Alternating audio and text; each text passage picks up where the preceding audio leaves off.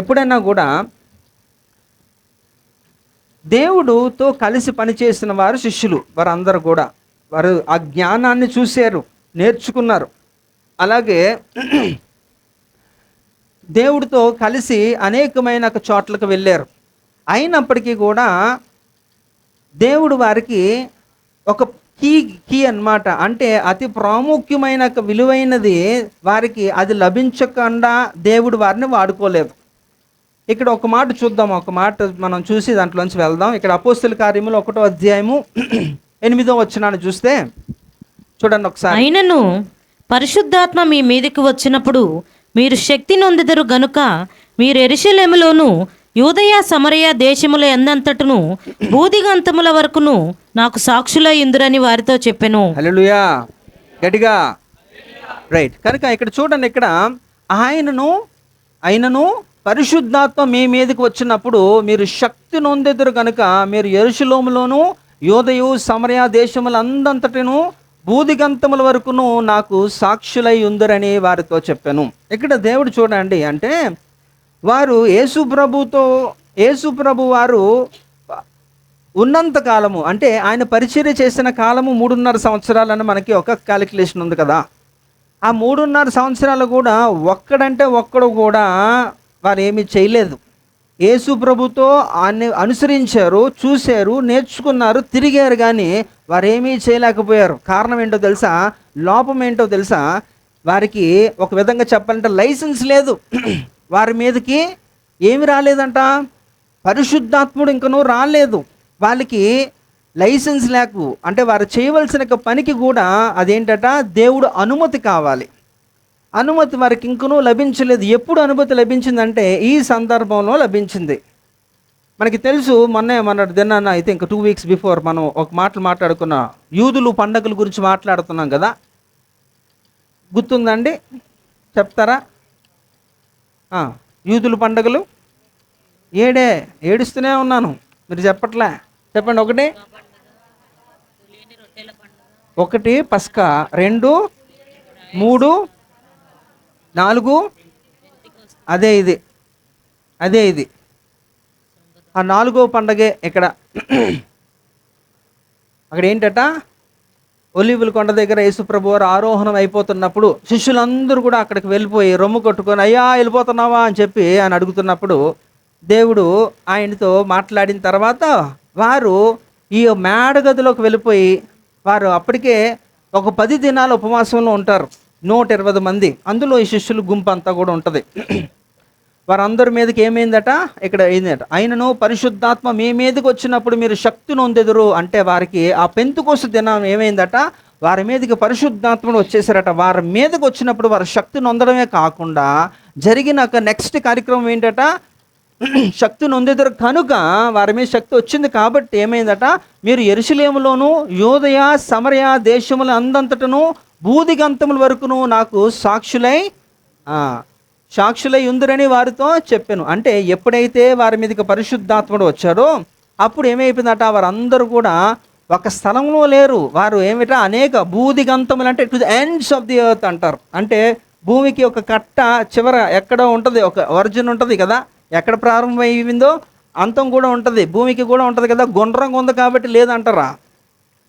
గుండ్రంగా ఉన్నప్పటికీ కూడా, బంతి ఆకారంలో ఉంటున్నప్పటికీ కూడా దానికి కూడా ఒక కొల ఉంది. కనుక అంత చివరి వరకు భూమి మీద ఏమిటట, అంతవరకు కూడా వారు ఏంటంటే యేసు ప్రభు గురించి వారు సాక్షులై ఉన్నారట. వారు యేసు ప్రభు సాక్షి అని వారు చెప్పారట. వారంతా కూడా ఎప్పుడు ఓన్లీ వాళ్ళకి ఆ శక్తి వచ్చినప్పుడు, ఆ లైసెన్స్ వచ్చినప్పుడు, ఆ అనుమతి లభించినప్పుడే వారు ఏం చేశారు. ఆ తర్వాత కాలంలో మీరు చూస్తే ఇదే ప్రారంభమే కదా, అపోస్తల కార్యములు 1వ అధ్యాయం ప్రారంభమే కదా. మరి ఇక్కడి నుంచి మనం వారి యొక్క జర్నీ, వారి యొక్క ప్రయాణం చూస్తే వారు ఆఖరికి చివరి వరకు కూడా వారి బ్రతుకు దినములంతా కూడా ఎన్నో గొప్ప గొప్ప కార్యములు వారి శక్తి సామర్థ్యానికి తగిన రీతిలో వారు చేసి హతసాక్షులు అయిపోయినట్టు మనకు లేఖనాలు చెబుతున్నాయి. ఇప్పుడు నా ప్రశ్న ఏంటంటే, పరిశుద్ధాత్మ మీ మీదకి వచ్చినప్పుడు అంటే మన మీదకి వచ్చినప్పుడు, ఇప్పుడు ఇది ఒక ఆధారంగా ఒక టాపిక్గా మనం తీసుకుందాం. ఇక్కడ ఏంటంటే మన మీదకి వచ్చినప్పుడు ఏం జరుగుతుంది అనేది అక్కడ చెప్పారు. కానీ ఇక్కడ ఎవరి మీదకి ఏం వస్తుంది అనేది కూడా మనం చూడాలి. చాలామంది అంటారు అన్నమాట, అరే నువ్వు చేసిన దాన్ని బట్టి నాకు వస్తుంది రా శాపం అంటారు కొంతమంది కదా. అది కుటుంబంలో అవ్వచ్చు, బయట అవ్వచ్చు, లేకపోతే నీ మీదకి శాపం వచ్చి నువ్వు నాశనం అయిపోయి ఏమో విచిత్రంగా వారు తిడుతూ ఉంటారు. అంటే మనుషుల మీదకి కొన్ని వస్తూ ఉంటాయి. అది శాపము అవ్వచ్చు, ఆశీర్వాదం అవ్వచ్చు, ఇంకా ఏదైనా ఇతర ఏమన్నా అవ్వచ్చు. ఈ దినం మనం కొన్ని అంశాలు మనం పరిశీలన చేద్దాం. లేఖనాలను పరిశీలన చేస్తే మనకి దేవుడు మనతో మాట్లాడతాడు. హల్లెలూయా. ఇక్కడ ఒక రాజు ఉన్నాడటండి. కథలంటే మీకు ఇష్టమే కదా, గట్టిగా కథలంటే ఇష్టం అన్న వాళ్ళు అందరూ చేయొద్దండి ఒకసారి. అబ్బా, వాక్యం అంటే ఇది కూడా చూడండి, ఇక్కడ మనకు తెలిసిపోతుంది ఇది కూడా అటు ఇటేనే. మరి మీకు కథ వద్దు, వాక్యం వద్దు, ఏం కావాలి మీకు? గాసిప్. గాసిప్ అంటే తెలుసా? చాడీలు, అక్కడ ఏం జరుగుతుంది, ఇక్కడ ఏం జరుగుతుంది, అవి తెలుసుకోవడానికి వస్తారన్నమాట కొంతమంది. అందరూ కాదులేండి. అయితే మనం ఏంటట వాక్యమే వింటాం. హల్లెలూయా. ఒకళ్ళు కథ చెప్పినా కూడా అది దానికి లింక్ అయ్యే ఉంటుంది. రైట్. అయితే ఒక రాజు ఉన్నాడట అండి. ఆ రాజు ఏం చేశాడంటే ఒక 3 మంత్రులు పిలిపించాడట. తన ఆస్థానంలో ఉంటున్న ఒక మంత్రులు పిలిపించి వాళ్ళకి అన్నాడట, మీ ముగ్గురు కూడా, వాళ్ళ ముగ్గురికి కూడా ఒక పెద్ద సంచి ఇచ్చాడట, గోను సంచి లాంటిది. ఆ గోను సంచి ఇచ్చి అన్నాడట, మీరు అడవికి వెళ్ళి శ్రేష్టమైన ఫలాలతో ఈ యొక్క సంచి నింపుకొని నా దగ్గరికి తీసుకొని రండి అన్నాడట. ఎవరికి? వాక్యం ఎలాగా వినరు కదండి. ఇదన్నా చెప్పండి. నేను ఏం చెప్తున్నాను, కథనా? మీరెందుకు చెప్తారు? వాళ్ళు చెప్పనే అండి. చెప్పండి అమ్మ, మీరే గట్టిగా చెప్పాలి. వినలేదా? ఏం చెప్పారు? ఒక రాజు 3 మంత్రిని పిలిపించి ఏమిచ్చాడట? సంచి ఇచ్చి ఏం చేశాడట? శ్రేష్టమైన ఫలాలు అడవిలోకి వెళ్ళి తీసుకొని రమ్మన్నాడట. అయితే వీళ్ళు 3 కూడా ఏం చేశారట? మొదటివాడు కూడా తీసుకొని వెళ్ళి అవన్నీ 3 కూడా తీసుకొని మొదటివాడు ఏం చేయాలి? అడవిలోకి వెళ్ళి. చూడండి, అడవిలో మనకి శ్రేష్టమైన ఫలాలు అంటే మనకి అంత పూర్తి స్థాయిలో దొరకకపోవచ్చు, చాలా కష్టపడాలి కానీ దొరకాలంటే కదా. ఎందుకంటే బయటంతా కూడా పిచ్చి మొక్కలే ఎక్కువ ఉంటాయి కదా. శ్రేష్టమైన ఫలాలు ఇచ్చేదానికి ఏంటట, ఏం కావాలట? చాలా మటుకు కేరింగ్ కావాలి, నీళ్లు కావాలి, దానికి ఎరువు వేయాలి, చాలా జాగ్రత్తగా చూసుకోవాలి. కాబట్టి అలాగా సంరక్షణలో ఉంటున్నప్పుడు ఆ వృక్షాలు మంచి ఫలాలు ఇస్తాయి, అది సహజమే. కానీ అడవిలో ఉంటున్నప్పుడు ఎవరు కేర్ తీసుకుంటారు? కనుక పూర్తి స్థాయిలో ఉండకపోవచ్చు, కానీ వెతికితే సాధ్యపడుతుంది. కనుక ఈ మొదటివాడు ఏం చేశారంటే చాలా ప్రయాసంతో ఏం చేశారంటే ఆ సంచి తీసుకొని అలా అడవిలోకి అంతా కూడా వెళ్ళి ఆ ఫలాలు ఎక్కడున్నాయి సేకరించి పై పెద్దగున్న చెట్లకి ఎక్కి అవన్నీ కూడా ఫలాలు కోసి ఆ సంచి అంతా కూడా శ్రేష్టమైన ఫలాలతో నింపేశాడు. ఎవరు? మొదటి మంత్రి. మరి రెండో వాడు ఏం చేశాడంటే వాడు కూడా వెళ్ళి వెతికాడు. ఏవో కొన్ని కింద పడిపోతాయి కదా ఫలాలు, పుచ్చిపోయినవి, లేకపోతే రాలిపోయినవి, మాగిపోయినవి, ఇలాంటివన్నీ కూడా కొన్ని వాడు కలెక్ట్ చేసి అవన్నీ కూడా అందులో వేసుకున్నాడు. వేసుకొని ఆ పైన కొంత మట్టుకు ఆకులు వాటితో నింపేశాడు. కొన్ని ఆకులతో అలా నింపేసి ఆ సంచి నింపేశాడట. కిందంతా కూడా ఆ ఆకులు అలాంటివి కొన్ని, పైన మాత్రం అలాంటి ఫలాలు ఏంటి కింద పడిపోయినవి అలాంటివన్నీ కూడా నింపేశాడట. మరి మూడోవాడు ఏం చేశారంటే రాజుగారికి అసలు ఏం కొదువండి, రాజుకి ఎందుకు ఇవన్నీ అవసరమా? రాజుకి ఫలాలకి ఏం కరువు, మనల్ని ఎందుకు ఈ పరీక్ష పెట్టాడు? కానీ ఆయన నిజంగా ఆయన చూస్తాడా? ఈ సంచి చూస్తాడా? కనుక మనం ఏం చేద్దామంటే ఆయన ఎందుకు చూస్తాడులే అని చెప్పి ఏం చేశారంటే ఆ కిందంతా కూడా రాళ్ళతో నింపేశారట. ఆ సంచిలో సగం అంతా కూడా రాళ్ళతో నింపేసి ఆ పైన కొంత మట్టుకు ఏంటట కొన్ని ఆకులు అవన్నీ కూడా పేర్చి ఆ పైన 1-2 పళ్ళు మాత్రమే ఆయన సేకరించి తీసుకుని వెళ్ళారట. ఆ ముగ్గురు కూడా రాజుగారి దగ్గరికి వెళ్ళారట. రాజుగారు ఏం చేశారట, వాళ్ళు ఏం తెచ్చారో చూడలేదు, కనీసం అడగలేదు, వాళ్ళ ముగ్గురు జైలు వేసారట అండి. అర్థమవుతుందా? వినబడుతుందా? కొంచెం స్పందించండి.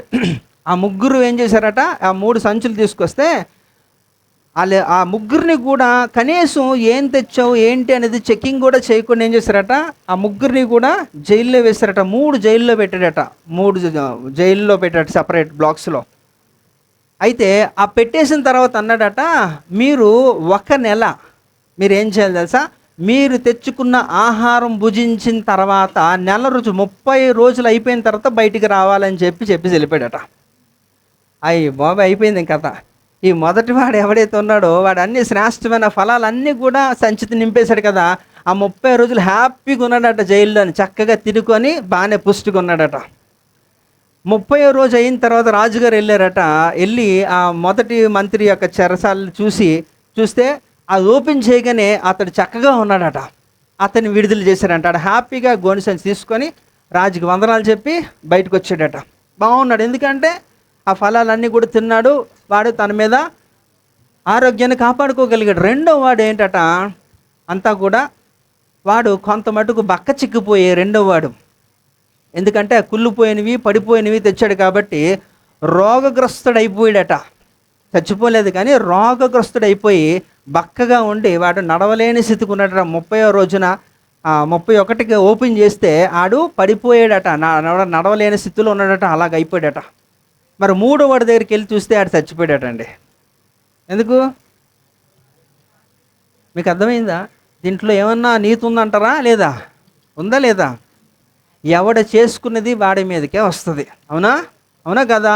అందుకే గలతీయులకు రాసిన పత్రిక 6వ అధ్యాయం 7వ వచనంలో ఏముందట, మోసపోకుడి, దేవుడు వెక్కిరింపబడడు, మనుషుడు ఏమి విత్తునో ఆ పంటనే కోయును. కనుక ఎవడో చూస్తాడు, ఎవడో చెక్ చేస్తాడని కాదు. నీ నిబద్ధత ఏమైంది, నీ నీతి ఏమైంది? ఆజ్ఞకి లోబడాలి కదా. అసలు పాపం అంటే ఏంటో మొదటి యోహాను పత్రికలో తెలియజేయబడింది 3:4 ఏముందట, ఆజ్ఞ అతిక్రమమే పాపము. రోమపత్రిక 6వ అధ్యాయం 23లో ఏముందట, పాపము వల్ల వచ్చి జీతము మరణము. కనుక మనం అనుకుంటున్నారేమో మీరు ఎవరు చూడలేదు కదా, ఏం పర్వాలేదు, హ్యాపీగా ఉన్నాను అనుకుంటే, ఒకవేళ అదే మీకు అప్లై అయితే పరిస్థితి విషమించిపోద్ది. కనుక ఈ దినం మనం చూద్దాము మన మీదకి ఏమి వస్తుందో. ఇక్కడ శిష్యుల మీదకి వచ్చినప్పుడు ఏమైందటండి, పరిశుద్ధాత్ముడు వారి మీదకి వచ్చినప్పుడు వారు శక్తిని పొందారట. అంతేకాదట, వారు బూదిగంతముల వరకు కూడా యూదయ, సమరయ, గలిలయ ఈ అన్ని స్థలాలకు వెళ్ళి ఏం చేశారట, దేవునికి వారు సాక్షులై ఉన్నారట అండి. హల్లెలూయా. కనుక మనము కూడా మన మీదకి కూడా శ్రేష్టమైనది వచ్చునుగాక. చూద్దాం కొన్ని విషయాలు. లూకా సువార్త 1వ అధ్యాయము 35వ వచనం చూడండి. దూత పరిశుద్ధాత్మ నీ మీదకు వచ్చును, సర్వోన్నతిని శక్తి నిన్ను కమ్ముకొనును గనుక పుట్టబో శిశువు పరిశుద్ధుడై దేవుని కుమారుడు అనబడును.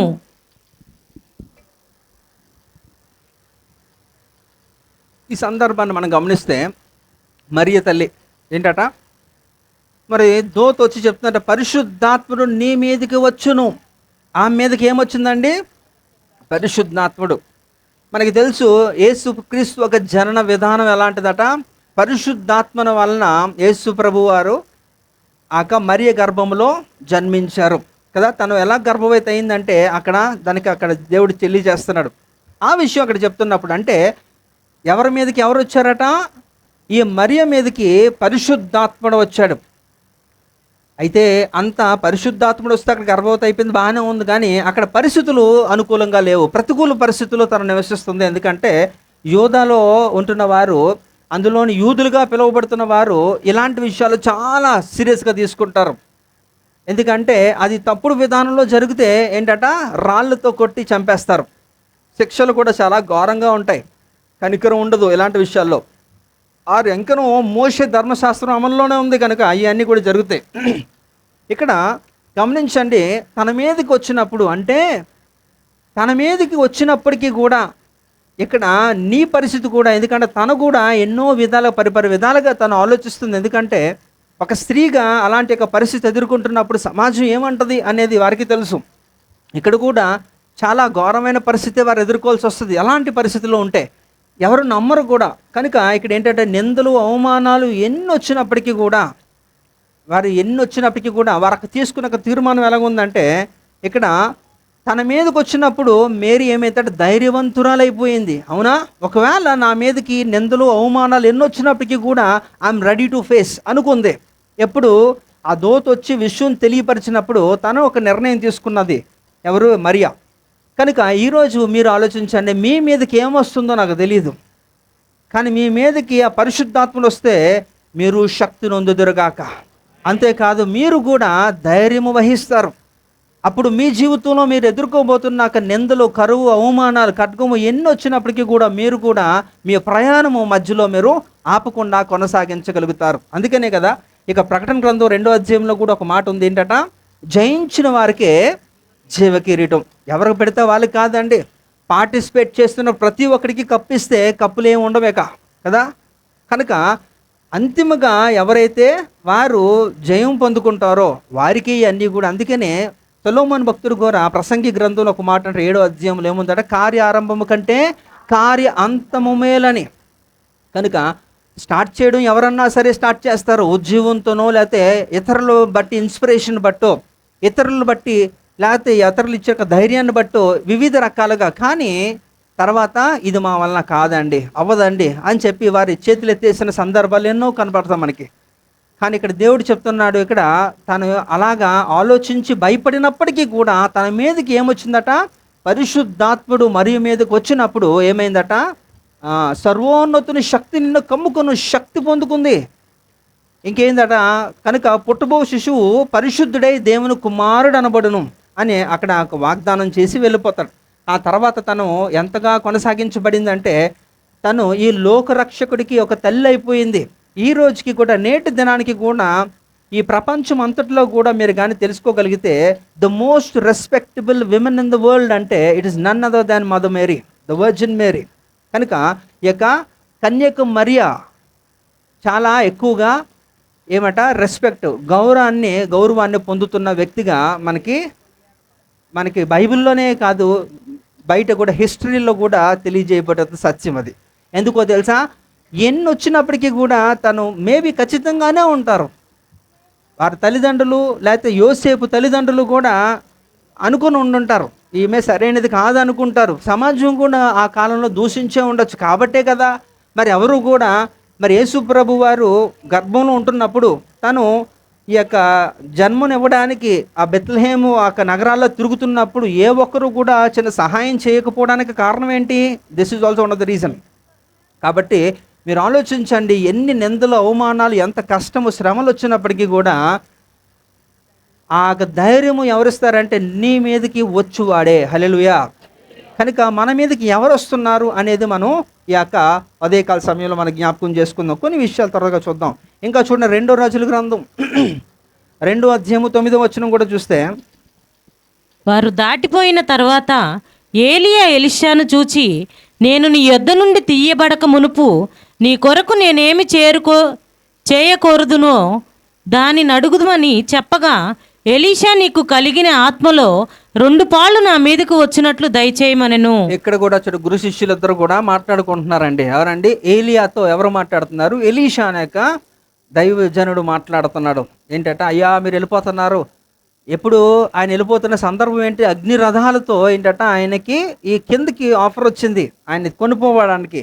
అలా వెళ్ళిపోతున్న క్రమంలో అక్కడ ఆయన మాట్లాడుతున్న, అయ్యా మీరు వెళ్ళిపోతున్నారు కానీ నాకు ఏం కావాలి? మీ ఆస్తి పత్రాలు ఎక్కడ ఉన్నాయా అని అడగలేదు.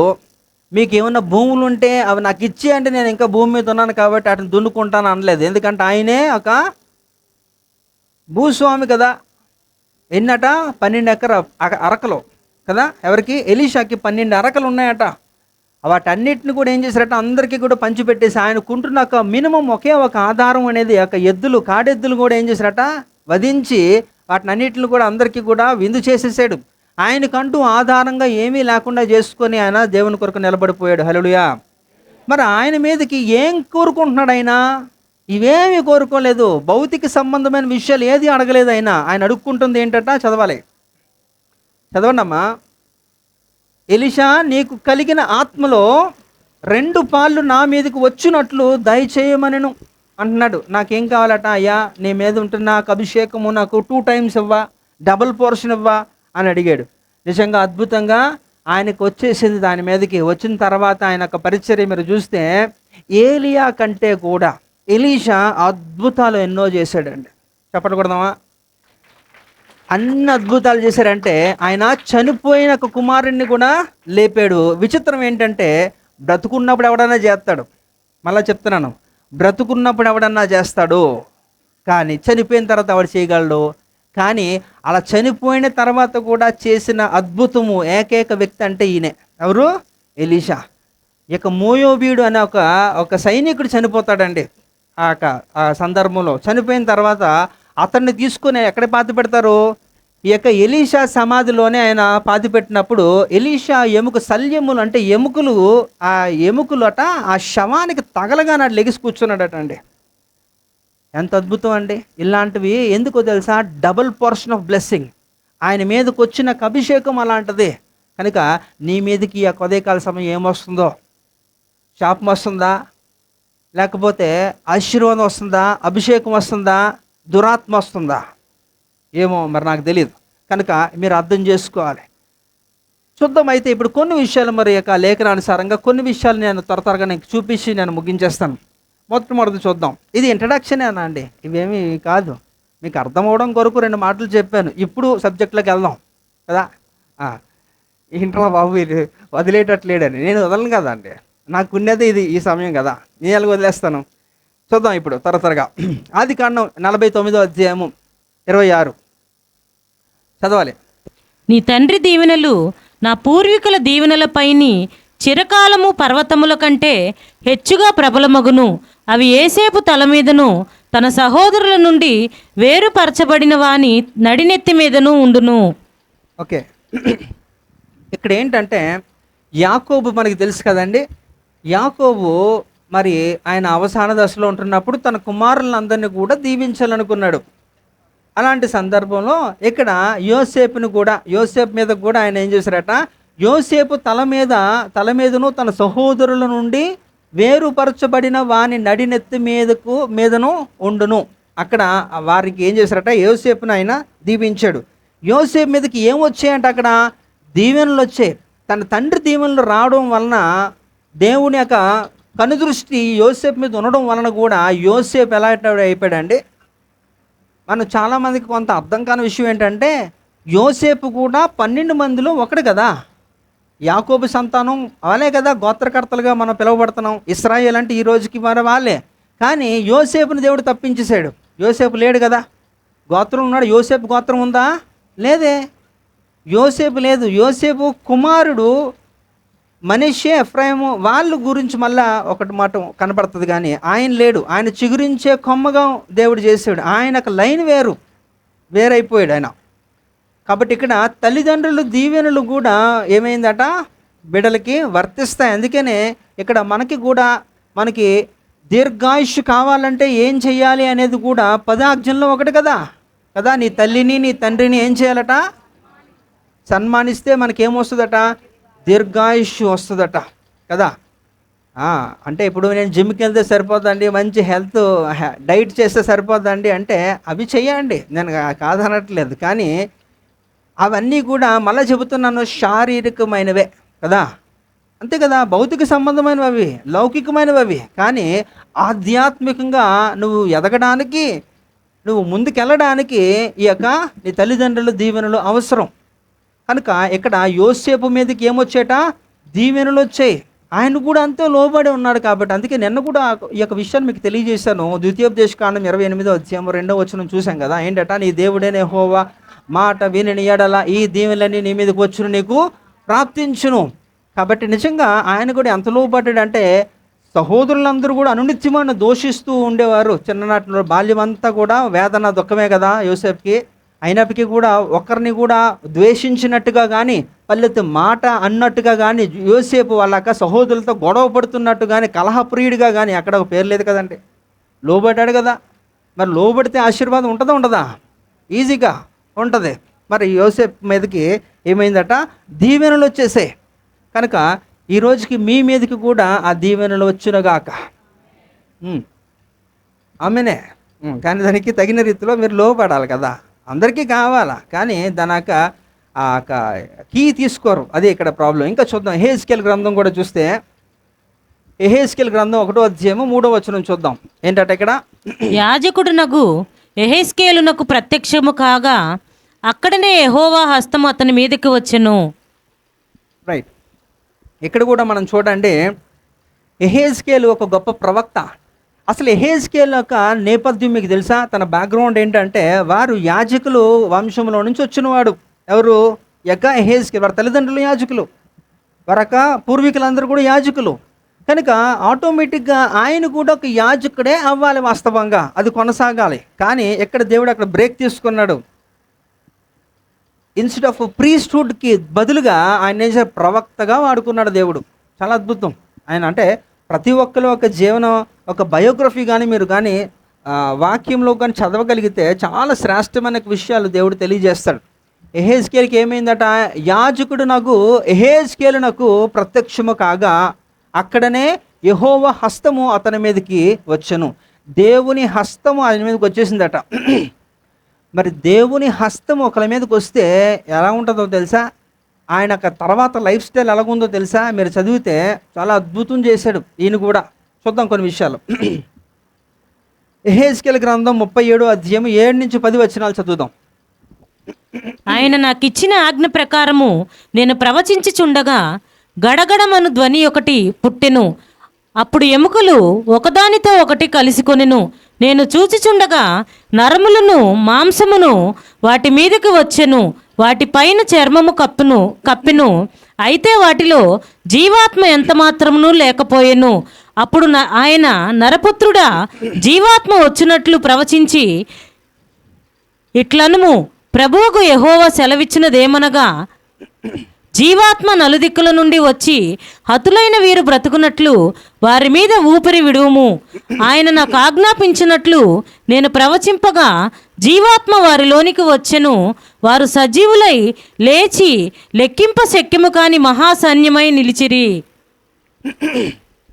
ఇక్కడ మీరు గమనించండి, ఎప్పుడట ఇది ఆయన హస్తం? ఇందాకలా మనం 1వ అధ్యాయం ప్రారంభంలో చూస్తే అప్పటికి ఆయన పరిస్థితి ఏంటో తెలుసా? ఆయన ఈ బబులోన్ చెరలో ఉన్నాడు. యెహెజ్కేలు అనే ఒక ప్రవక్త. నెబుకద్నెజర్ అనే రాజు ప్రతి 10 ఏళ్ళకి యోధా ప్రజల మీద పడి దండయాత్ర చేసి అనేకుల్ని చెరకు తీసుకొని వెళ్ళిపోయాడు. అలాంటి యొక్క పరిస్థితిలోనే మొదటిసారి దండయాత్ర చేసినప్పుడు 10,000 మంది యూదులు తీసుకుని వెళ్ళిపోతారు. అందులో మనకు తెలిసిన వారు 4 ఎవరట? దానియేలు, షడ్రక్, మేషక్, అబేద్నెగో, ఈ 4. మరి రెండోసారి మళ్ళా చాలామందిని కొనుక్కోబడతారు. అప్పుడు మొర్దెకై అలాగే ఎస్తేరు వీళ్ళిద్దరూ అక్కడ కనబడతారు. మూడోసారి యెహెజ్కేలుని తీసుకెళ్ళిపోతారు. అంటే అప్పుడు కూడా చాలామందిని తీసుకెళ్ళిపోయారు. నేను ఎందుకు చెప్తున్నానంటే, ఈ పేర్లు ఈ యొక్క దండయాత్రలో వెళ్ళిపోయిన యూదులందరూ చాలామంది, అందరూ వెళ్ళిపోయిన అందరూ యూదులే. కానీ వారి పేర్లు ఎందుకు మనకు తెలియజేయలేదు? బైబిల్ ఎందుకు రాయలేదు? ఎందుకో తెలుసా? Because they compromised. వారు రాజీ పడిపోయారు అన్యులతో. వారి యొక్క విధానాలకి వారికి లోబడిపోయి రాజీ పడిపోయారు. కాబట్టి ఎవరికి కూడా వాళ్ళ పేర్లు తెలియవు. కానీ వీరి పేర్లు ఎందుకు తెలిసింది? బికాజ్ అన్కాంప్రమైజింగ్ యాటిట్యూడ్ అనమాట. ఎవరు? వీళ్ళు. అలాంటి యొక్క క్రమంలోని యొక్క యెహెజ్కేలు ఆ కేబారు నది దగ్గర కూర్చొని ఆయన ఆలోచిస్తున్నాడు. అయ్యా, ఆయనకు 30 సంవత్సరాలు వస్తాయి. అప్పటికి 30 సంవత్సరాలు వచ్చినప్పుడు ఈ యాజకుల్లో ఉంటున్నది ఏంటంటే, యాజక ధర్మం చేయాలంటే ఒక వ్యక్తికి 30 సంవత్సరాలు ఉండాలి. ఏజ్ ఎలిజిబిలిటీ ఉండాలి. అప్పుడు వారు యాజక ధర్మం చేయడానికి ఈ అనాయింట్ చేసి అభిషేకించి వారిని ప్రతిష్ఠిస్తారు. అది విధానం, క్రమం అకార్డింగ్ టు ద స్క్రిప్చర్స్. ఏంటట? ఈ యొక్క మోజెస్ లా ప్రకారంగా. అందుకనే కదా యేసు ప్రభు వారు కూడా 30 సంవత్సరాలు వచ్చిన తర్వాతే ఆయన ఏం చేశారట? మొట్టమొదటిగా బాప్తిసమిచ్చి యోహాను దగ్గరికి వెళ్ళి యోర్దాన్లో బాప్తిసం తీసుకొని ఆ తర్వాత వెంటనే ఎక్కడికి? అరణ్యంలోకి వెళ్ళిపోయాడు. 40 దినాల ఉపవాసం ఉండి ఆ తర్వాత వచ్చిన తర్వాత ఆయన సేవ ప్రారంభించాడు. రూల్ అన్నమాట. అలాగే ఈయనకి కూడా కేబార్ నది దగ్గర ఆయన కూర్చుని ఆలోచిస్తూ 30 సంవత్సరాలు వచ్చాయి. ఆ నదిని గమనిస్తూ ఉంటాడు, చూస్తూ ఉంటాడు. ఆయన ఆలోచిస్తాడనమాట. అయ్యా, ఇప్పుడు వాస్తవంగా నేను ఈ సమయానికి నా దేశంలో నేను ఉంటే, నేను మా తల్లిదండ్రుల ద్వారా అలాగే ఈ యొక్క యాజకుల ద్వారా నేను ఈ టైంకి అభిషేకించబడి మందిరంలో యాజక ధర్మం చేసేవాడిని. కానీ నా పరిస్థితి ఇది. ఎక్కడున్నాడు ఆయన? బబులోన్ చెరలో ఉన్నాడు. అప్పుడు ఆయనకు ఒక దర్శనం కలుగుతుంది. మీరు చదువుకోండి. 1వ అధ్యాయం ప్రారంభం అంతా చదివితే ఇప్పుడు నేను చెప్పిన స్టోరీ ఉంటుంది అక్కడ. ఇప్పుడు అవన్నీ నేను వేసి చూపించడం నాకు టైం సరిపోదు. కనుక ఇక్కడ మనం గమనిస్తే ఆయనకి ఎప్పుడైతే ఇలాగ అయిందో, ఆ దర్శనం చూశాడు, ఆ తర్వాత చాలా జరిగితే చాలా అద్భుతంగా ఉంటుంది యెహెజ్కేలు గ్రంథం మీరు చదివితే, కానీ అర్థం కాదు కొంత మట్టుకు. 40 నుంచి 48 అధ్యాయాల వరకు కూడా ఎవరికీ అర్థం కాదు. సరిగ్గా కొంచెం బుద్ధి ఉంటే, ఆత్మ నడిపింపు ఉంటే అందులో విషయాలు ఏంటి అనేది అర్థమవుతుంది, లేకపోతే నిజంగా అర్థం కాదు. ఎందుకంటే 2-3 సార్లు చదవాల్సిందే మీరు. అయితే ఇక్కడ చూద్దాం, అలాంటి వ్యక్తి మీదకి ఏం వచ్చిందట, దేవుని హస్తం వచ్చిందట యెహెజ్కేలు మీదకి. ఆ తర్వాత జరిగినాక ఉదాంతం ఏంటంటే 37లోకి వెళ్ళిపోతే ఒక పెద్ద లోయ, ఆ లోయ నిండా కూడా ఏమున్నాయట, ఎముకలు ఉన్నాయి. అంతా కూడా అంత ఎముకల మధ్యలోకి వెళ్ళిపోయినాక నేనేం చేయాలి నరపుత్రుడా ఇలా మాట్లాడుతూ ఉంటాడు. అంతా కూడా ఏం చేయాలంటున్నప్పుడు, గో నువ్వు ప్రవచించు, ఇలా ఆజ్ఞాపించు అని చెప్తే ఆయన దేవుడు చెప్పినట్టు చేయగానే ఏందట, అవన్నీ కూడా గడగడ గడగడ వణుకుతున్నాయట. అంటే అవన్నీ కూడా ఆ ఎముకల మీదకి ఏమైందట, మాంసము నరములు అన్నీ కూడా మనిషికి ఉండవలసిన అవయవాలు అన్నీ కూడా అవన్నీ కూడా దేవుడు ఆయన కళ్ళు ముందుగానే ఒక అద్భుతం చేసి అందులోని జీవింపజేసి అది మహాసైన్యంగా అయిపోయిందట అండి. హల్లెలూయా. ఎప్పుడు జరుగుతుంది ఇది, నీ మీదకి దేవుని హస్తం వచ్చినప్పుడు. అందుకే అభిషక్తుల చేత సేవకుల చేత హస్త నిక్షేపణ అవసరం అన్నమాట. హల్లెలూయా. కాబట్టి ఇక్కడ అంత గొప్ప కార్యం ఏం చేశాడట యెహెజ్కేలు చేయగలిగాడు. దేవుని హస్తం ఆయన మీదకి వచ్చినప్పుడు ఆయన ఈ యొక్క గొప్ప ఒక అద్భుతాన్ని చేయగలిగాడు, ఒక మహా సైన్యాన్ని ఆయన చేసాడు. ఆ తర్వాత కూడా మీరు చదువుకొని ఏం జరిగిందో. కాబట్టి ఇక్కడ చూడండి, ఇంకా చూస్తే 2 రాజుల గ్రంథం 3వ అధ్యాయము 15వ వచనం కూడా చూద్దాం. నా యొద్దకు వీణ వాయించగల ఒకరిని తీసుకొని రమ్ము. వాద్దకుడు అక్కడు వచ్చి వాయించుచుండగా యెహోవా హస్తము అతని మీదకి వచ్చెను గనుక అతడు ఈ మాట ప్రకటన చేసెను. ఇదేంటండి, విన్నారా? ఈ సందర్భం తెలుసా మీకు? ఈ సందర్భం ఏంటంటే ఇక్కడ కూడా ఒక ఎలీషా ప్రవక్త ఆయన అక్కడ ఉంటాడండి. నా యొద్దకు వీణ వాయించగల ఒకరిని తీసుకొని రమ్ము అంటే ఎవరిని చెప్తున్నాడు? ఎలీషా ప్రవక్త దగ్గరికి ఒక వాయిద్యం వాయించేవాడిని, వీణ వాయించేవాడిని తీసుకొని రండి అంటున్నాడు. ఆయన తీసుకొని వచ్చినప్పుడు ఏంటట, అద్భుతంగా ఆయన ఒక ప్రవచనం, ఒక ప్రకటన చేశాడట. ఎవరు? ఎలీషా ఒక ప్రకటన చేస్తాడు. ఆ తర్వాత ఒక ప్రకటన చేశాడు. ఏంటి ఆ ప్రకటన అంటే కింద ఉంటుంది, మీరు ఒకసారి అది చదవండి. మీకు ఇక్కడ నేను డిస్ప్లే చేయలేదు, ఒక్క వచనం చదువు, నేను ఎక్స్ప్లెయిన్ చేస్తాను. యెహోవా సెలవిచ్చినదేమనగా ఈ లోయలో చాలా గోతులను త్రవ్వించుడి. రైట్. ఇక్కడ ఏంటంటే దేవుడు ఆయన చెప్తాడు ఏంటంటే అంతవరకు. అంటే ఇక్కడ కొన్ని సందర్భాల్లో ఇక్కడ ఇప్పుడు ఆరాధన ఎందుకు చేయాలి అంటే దానికి ఒక లింక్ ఉంటుంది. ఊరికినే కాదండి, దేవుని యొక్క కార్యములు జరిగించడానికి, దేవుని యొక్క శక్తి తెలియపరచడానికి, తర్వాత విడుదల పొందడానికి, ఆత్మతో నింపబడడానికి, దేవుని యొక్క విధానంలో స్థిరపరచడానికి కూడా ఇవి అవసరం. అందుకని ఏం చేస్తారంటే ఒక వ్యక్తిని తీసుకురా, ఆ వాయిద్యం వాయించగలిగిన వాడిని తీసుకుని రా, ఒక మ్యూజిషియన్ని తీసుకుని రా అంటున్నప్పుడు తెస్తే అతడు వాయిస్తున్నాడట. వాయిస్తున్నప్పుడు ఆయన నోటులో నుంచి ఒక ప్రకటన, ఒక ప్రవచనాత్మకంగా ఎలీషా ఒక మాట పలికాడు. నేనట గోతులు తవ్వించండి అక్కడంతా కూడా. ఎందుకంటే మీకు ఆ కరువు ప్రాంతం, అక్కడంతా కూడా నీళ్లు లేని పరిస్థితి. సో ఒకవేళ మీరు గోతులన్నీ తవ్విస్తే ఏమవుతుందంటే ఆ వర్షపు నీరు వచ్చి ఆ గోతుల్లో నిలవ ఉంటుంది అని చెబుతూ ఆయన తర్వాత మీరు చదువుకోండి. అక్కడ ఆ నీళ్ళన్నీ కూడా స్టోరేజ్గా ఉంటున్నప్పుడు దేవుని ఒక ఉద్దేశం ఏంటంటే ఈ అమ్మోనీయులు, ఈ మోయోబీలు, వీళ్ళందరూ కూడా వారి మీదకి యుద్ధం రావడానికి వస్తున్నప్పుడు ఈ ఇశ్రాయేల్ ప్రజల్ని దేవుడు కాపాడడానికి ఈ యొక్క ఎలీషా ద్వారా ఒక ప్రకటన చేశారన్నమాట. అదేంటంటే 2 విధాలుగా కూడా పనిచేస్తుంది. ఒకటి ఏంటంటే వారికి ఆ నీళ్ళన్నీ కూడా సమృద్ధిగా ఉంటున్నప్పుడు వారు తాగడానికి, పంటలు పండించుకోవడానికి ఉంటుంది. దానితో పాటు యుద్ధం నుంచి ఏంటట మీరు కాపాడబడతారు. ఇటు చూడండి అమ్మా, మీరు వాళ్ళు చూసుకుంటారు. కనుక ఇక్కడ మనం గమనిస్తే వాళ్ళంతా కూడా వాళ్ళన్నీ గోతులు తవ్వేస్తారు, వాటిల్లో నీళ్ళంతా కూడా నిల్వ ఉంటుందండి.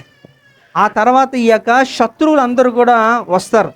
వారు దూరం నుంచి వస్తున్నప్పుడు పగటి వేళ ఆ యొక్క సూర్యకాంతి అంతా కూడా ఆ గోతుల మీద పడి అది రిఫ్లెక్ట్ అయ్యి వారికి ఎలా కనబడుతుందంటే వారికి అంతా కూడా రక్తంలా కనబడుతుంది. రక్తంలా కనబడితే వారు ఏమనుకున్నారంటే, ఆహా అయితే రాజులు కొట్టుకున్నారు, వీళ్ళంతా చచ్చారు, అక్కడ రక్తపాతం కనబడుతుంది కదా. కాబట్టి ఇప్పుడు మనం ఏం చేయొచ్చు అంటే దోపుడు సొమ్ముని తీసుకొని వెళ్ళిపోవచ్చు అని చెప్పే ఉద్దేశంతో శత్రువులందరూ కూడా వారి దగ్గరికి వస్తారు. వస్తే అంతలోకి వీరందరూ కూడా కాపు కాసి వీళ్ళందరినీ కూడా సంహరిస్తారు. అది ఒక దేవుని స్ట్రాటజీ అన్నమాట. మీరు ఆ వచనాల తర్వాత కంటిన్యూ మీరు చదివితే అదే ఉంటుంది దాని గురించి. అంటే ఇవన్నీ నేను ఎందుకు చెప్తున్నానంటే ఇక్కడ దేవుని హస్తము వచ్చినప్పుడు ఇక్కడ ఏం జరిగిందట, గొప్ప అద్భుతం. యెహెజ్కేలు జీవితంలో ఒక మహా సైన్యాన్ని ఆయన పుట్టించగలిగాడు. అలాగే ఇక్కడ కూడా ఒక వాయిద్యకారుడు వచ్చినప్పుడు వాయిస్తున్నప్పుడు ఏం జరిగిందట, దైవజనుడైన ఎలీషా అనే ఒక ప్రవక్త నోటి ద్వారా ఒక ప్రకటన చేశాడు. అది వారి యొక్క దేశానికి క్షేమకరమైపోయింది. హల్లెలూయా. అంటే ఇక్కడ వారి మీదకు వచ్చినవన్నీ కూడా ఎలాంటివంటే ఒక ప్రత్యేకమైనవే. ఇంకా మనం చూస్తే 2 దినవృత్తాంతాలు 20వ అధ్యాయంలో కూడా మనం చూస్తే 29వ వచనం కూడా ఇశ్రాయేలీయుల శత్రువులతో యెహోవా యుద్ధము చేసినని దేశముల రాజ్యముల వారందరూ వినగా దేవుని భయము వారందరి మీదకి వచ్చెను. ఓకే, ఇక్కడ కూడా చూడండి, ఇక్కడ ఏమైందట, దేవుని భయము వారందరి మీదకి వచ్చిందట. అంటే భయం, ఇందాక నేను చెబుతున్నాను, దేవునికి భయపడితే మనకి కలిగే లాభాలు చాలా ఉన్నాయండి. చాలా అంటే చాలా లాభాలు. అందుకే సొలొమోను భక్తుడు కూడా సామెతల్లో 10లో ఒక మాట అంటాడు, ఏంటట, యెహోవా యందు భయభక్తులు కలిగి ఉండుట జ్ఞానముకు మూలం అంటున్నాడు. ఇంకా పరిశుద్ధత కూడా వస్తుందట. ఇంకా అనేకమైన విషయాలు. అలాగే ఇక్కడ కూడా వారి మీదకి భయం వచ్చింది. దేవుని భయం ఉంటున్న వారు ఎవరు కూడా పాపము చేయరు, అంతే కదా. అందుకనే కీర్తనకారుడు కూడా ఒక 4వ అధ్యాయం 4వ వచనంలో కూడా మాట్లాడిన ఒక మాట నిన్న మనం ఒకసారి జ్ఞాపకం చేసుకున్నాం. అది కూడా ఒకసారి చదవండి. మనం పడకల మీద ఉంటుండగానే మనం ఏం చేయాలట, చదవండి అమ్మా.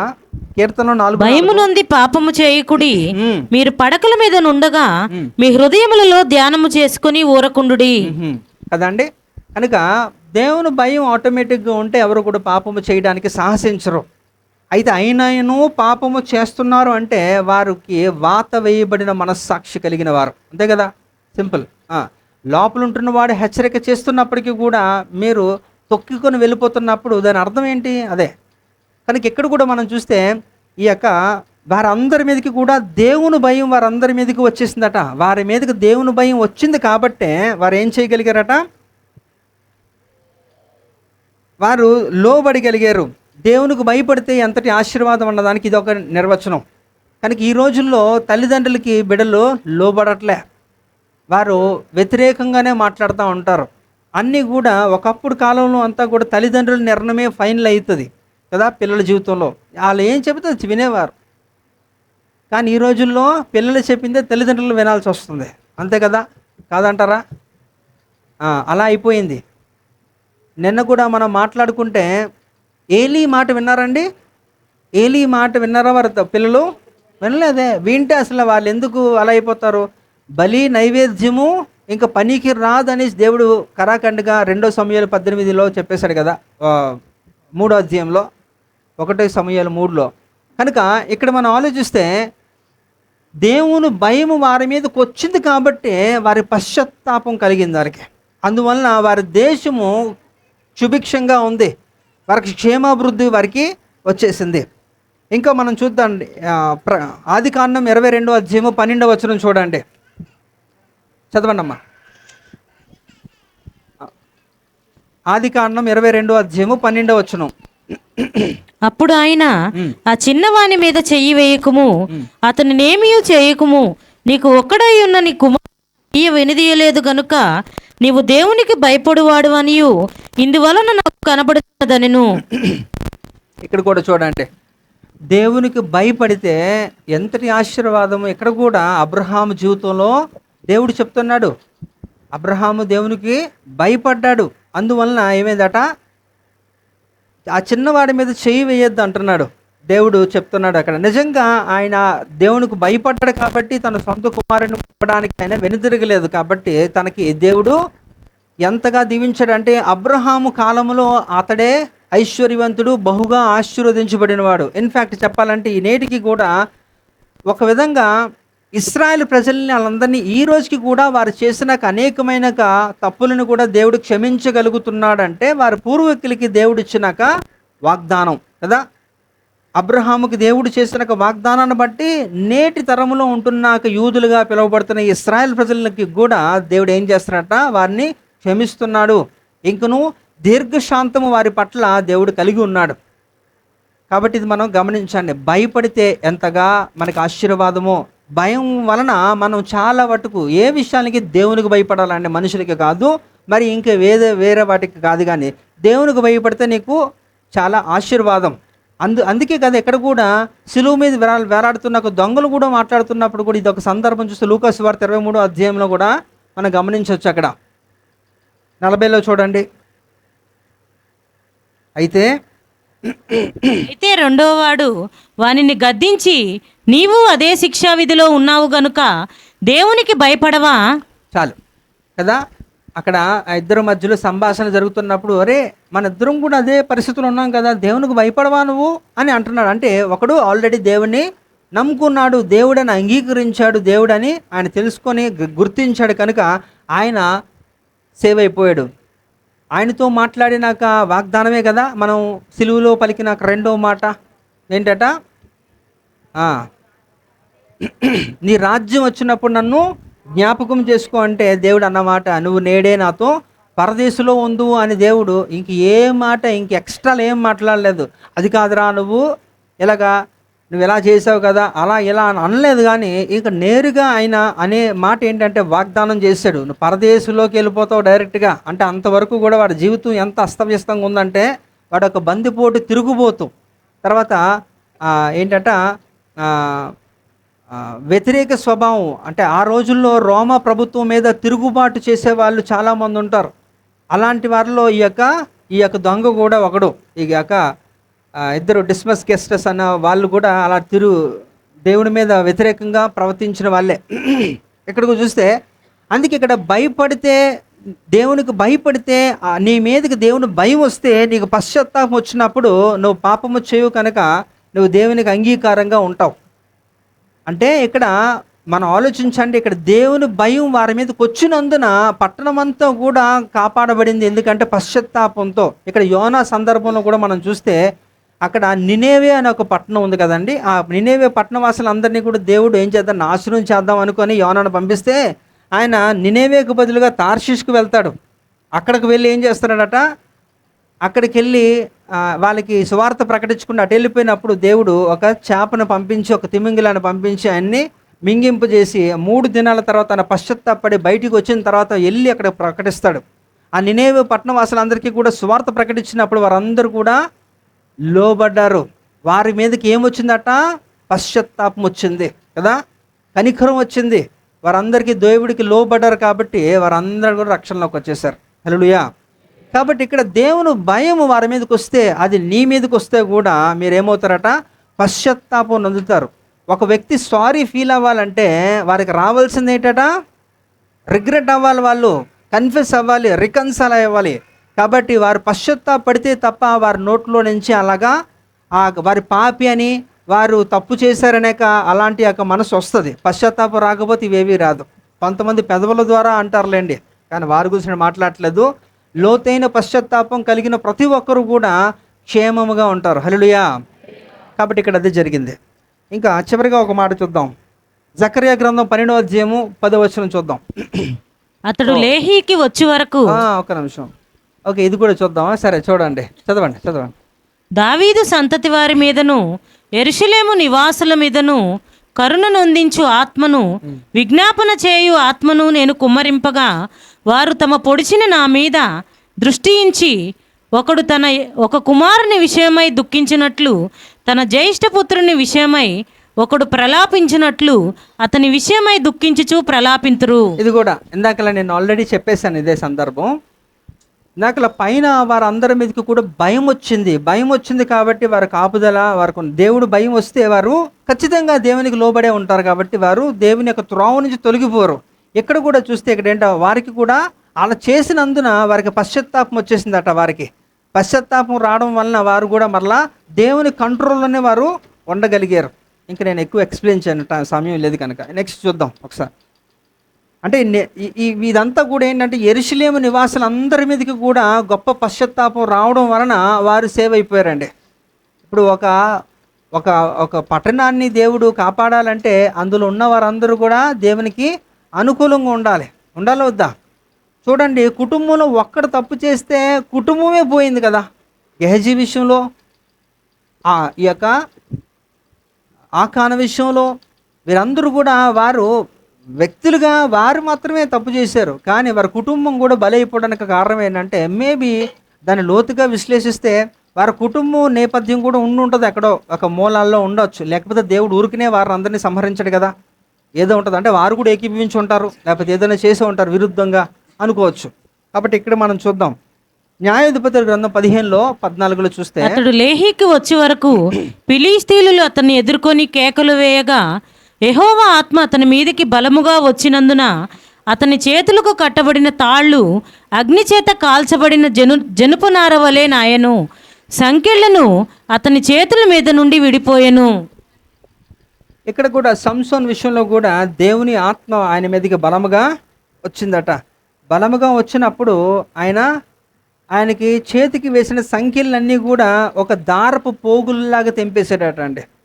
వాస్తవంగా సంసోను బలాగ్జుడు అంటున్నప్పుడు చిన్నపిల్లలు చూసినాక ఆ పిక్చర్స్, ఆ పోర్ట్రేట్స్, కార్టూన్స్లో అని చాలా బలశాలిగా వేసి ఉండొచ్చు. శారీరక బలం ఎంత ఉన్నప్పటికీ కూడా దేవుని ఆత్మ లేకపోతే ఆయన ఏమీ చేయలేడు అనడానికి తర్వాత క్రమాలు మనం చూసాం. ఎందుకంటే నాజీర్లో ఉండమని చెప్పాడు కదా దేవుడు. అంత జుట్టు అంతా కూడా తీసేసినప్పుడు, జుట్టు తీసేస్తే ఆయన బాడీ ఏమైనా తగ్గిపోయిందండి? లేదు కదా. దానికి దీనికి సంబంధం లేదు కదా. మరి ఎందుకు చేయలేకపోయాడు అంటే జుట్టులోనే ఏదో సూపర్ పవర్ ఉన్నట్ట కాదు. ఆయన నాజీరు వ్రతంలో ఉన్నాడు, దేవుడితో నిబంధన చేసుకున్నాడు. అంటే దేవుడితో నిబంధనను ఎప్పుడైతే నువ్వు బ్రేక్ చేసుకుంటావో అప్పుడు నీ కథ మారిపోద్ది. అదే జరిగింది అక్కడ. అయితే ఆయన మీదకి ఏమొచ్చిందట, అతడు లేహి వచ్చే వరకు ఫిలిస్తీన్లు అతన్ని ఎదుర్కొని కేకలు వేయగా యెహోవా ఆత్మ అతని మీదకి బలముగా వచ్చిందట. ఏమొచ్చిందట సంసోను మీదకి? యెహోవా ఆత్మ వచ్చినప్పుడు ఆయన బలము పొందాడు. ఎంతగా? అదే కదా మనం ప్రారంభంలో అపోస్తల కార్యం 1:8 మనం మాట్లాడుకున్నాక మాట, శిష్యుల మీదకి ఏమొచ్చిందట? పరిశుద్ధాత్ముడు వారి మీదకి రాగా వారు శక్తి నొందారు. శక్తి నొంది అలాగా ఒక పక్కన ఆవిడ కూర్చోలేదు. ఏమిటట? యూదయ, సమరయ, ఈ యొక్క చుట్టుపక్కల పరిసర ప్రాంతాలే కాకుండా భూదిగంతముల వరకు కూడా వారు సాక్షులై ఉన్నారట దేవునికి. అంటే అంత గొప్పగా వారు బలం పొందుకొని ఆత్మతో వారు నడిపించబడి గొప్ప సేవ చేయగలిగారు. ఆఖరికి వారు దేవుని కొరకు హతసాక్షులు కూడా అయిపోయినాక ఉదాంతమే మనం చూసాం. కాబట్టి ఇక్కడ ఎవరి మీదకి ఏం వస్తుంది అంటే, ఇక్కడ చూస్తే వారందరి మీదకి కూడా ఒక్కొక్కరి మీదకి ఒక్కొక్కటి వచ్చినప్పుడు వారందరూ కూడా జీవితాలు మారిపోయాయి కదా. ఇంకొక మాట చెప్పి నేను ముగించేస్తాను. చూద్దాం ఒకసారి. 1 సమూయేలు గ్రంథం 16:13 చూద్దాం. సమూయేలు తైలపు కొమ్మును తీసి వాని సహోదరుల ఎదుట వానికి అభిషేకము చేసెను. నాటి నుండి యెహోవా ఆత్మ దావీదు మీదకి బలముగా వచ్చెను. తరువాత సమూయేలు లేచి రామాకు వెళ్ళిపోయెను. ఇక్కడ కూడా ఏమొచ్చిందట అండి? దావీదు మీదకి యెహోవా ఆత్మ వచ్చింది. యెహోవా ఆత్మ వచ్చింది కాబట్టి వాస్తవంగా మీరు దావీదు గురించి ఆయన జీవిత చరిత్ర కానీ మీరు తెలుసుకోగలిగితే, ఆయన పెద్దగా ఏమి ఉండడండి. ఆయన కూడా చాలా సామాన్యుడిగా ఉంటాడు. ఆయన రాజంటే ఎవడు నమ్మడు. అంటే ఆ రైటింగ్స్లో, ఆ ఆర్టికల్స్లో మేము చదివినాక విషయాలు వాస్తవాలు ఏంటంటే, ఆయన 4.9 ఇంచెస్ అంటే 5 అడుగులు కూడా లేడు దావీదు. ఆయన ఫిజికల్ స్ట్రక్చర్ గురించి మాట్లాడితే చాలా సన్నంగా ఉంటాడట. అలాంటి వాడు ఒక గొర్రెల కాపరిగా ప్రస్థానం చేసి రాజు అయిపోయాడు. ఎలా అయిపోయాడంటే మరి దేవుని ఆత్మ ఉండడం బట్టే. ఆయనక ఎంతగా అంటే ఆయనక వేసిన స్ట్రాటజీస్ అంటే వ్యూహాలు ఆయన రచించేవి ఎలా ఉంటుందంటే అద్భుతం అన్నమాట. మనిషి చూస్తే అలా ఉంటాడు, కానీ ఆయన పనులు విధానాలు చూస్తే ఆయన ఖాతాలో ఎన్నో యుద్ధాలు గెలిచినవే అన్నీ కూడా. ఓడిపోవడం అంటే దావీదుకి పెద్దగా తెలీదు. అలాంటి వాడు. ఎందుకు ఇదంతా చెప్తున్నానంటే ఆయన మీదకి యెహోవా ఆత్మ వచ్చింది కాబట్టి. హల్లెలూయా. ఇక్కడ సంసోను మీదకే కానీ, యోసేపు మీదకే కానీ, మరియ మీదకే కానీ, దావీదు మీదకే కానీ, ఇంకా ఎలీషా మీదకే కానీ, ఆ వాయిద్యం వాయించే వ్యక్తి మీదకి కానీ, ఇవన్నిటిలో కూడా చూస్తే కామన్గా అందరి మీదకి ఏదో ఒకటి వచ్చింది. వచ్చినప్పుడు వారి యొక్క విధానాలు మారిపోయాయి. యెహెజ్కేలు మీదకు దేవుని హస్తం వచ్చినప్పుడు మహా సైన్యాన్ని ఆయన చేసేసాడండి. గొప్ప గొప్ప కార్యాలు చేయగలిగాడు. సో ఈ ఉదయకాల సమయంలో నీ మీదకి ఏమొచ్చింది, ఏమి రావాలనుకుంటున్నారు? సౌలు మీదకి వచ్చిందే వస్తుందా మీ మీదకి? ఏంటండి చెప్పండి, సౌలు మీదకి వచ్చేదా మీ మీదకి రావాలా వద్దా? ఏమొచ్చిందండి సౌలు మీదకి? సౌలు మీదకి మీ మీదకి అదే వచ్చింది అనుకోండి, కష్టమే. కనుక అవేవి వద్దు. మన మీదకి ఏం రావాలట? దేవుని ఆత్మ రావాలి. హల్లెలూయా. దేవుని ఆత్మ వచ్చినప్పుడు, పరిశుద్ధాత్మ మన మీదకి వచ్చినప్పుడు మనం కూడా భూదిగంతముల వరకు కూడా వ్యాప్తి చెంది దేవునికి సాక్షులుగా మీరందరూ కూడా ఉందురుగాక.